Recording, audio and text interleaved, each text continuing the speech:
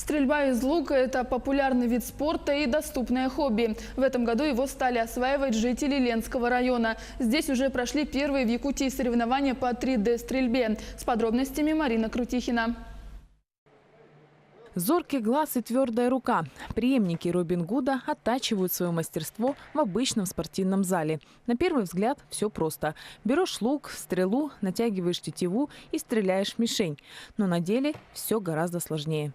Стрельба требует достаточно большого развития силовых качеств, ну и многих других. И в том числе и ловкость тут нужна, и умение, выдерживать большие нагрузки, потому что спортивный лук, если для взрослых, например, он около 20-22 килограммов. Спортсмен делает за тренировку около 200 выстрелов. Ну, считай, по 4 тонны каждую тренировку перетаскивает. Этот спорт развивает выдержку и самообладание. В 11 лет самое время делать первые выстрелы.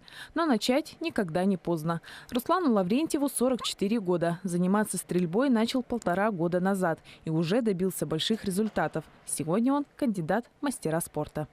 Для того, чтобы все свои амбиции реализовать, здесь, конечно, надо потратить только чистыми тренировками, но не меньше 10 лет. Это чтобы прям добиться чего-то серьезного. Ну а так вот постараюсь, не знаю, до России-то я уверен, что должно получиться дойти. А там какие результаты будут, не знаю. Необычно звучит, но в стрельбе из лука есть 3D-формат. Здесь лучники стреляют по мишеням в виде животных в натуральную величину. Обязательное условие – естественный ландшафт. Этот вид спорта начал развиваться в Ленском районе. После приобретения специальных мишеней и организационных мероприятий проведены первые в Якутии соревнования. Мы провели соревнования на очень высоком уровне. Я был очень доволен расположением мишеней. Ребята вообще не могли определиться, как же в них стрелять. Потому что стандартная стрельба, она отличается от 3D-стрельбы. Стрельба ведется и сверху вниз, и снизу вверх.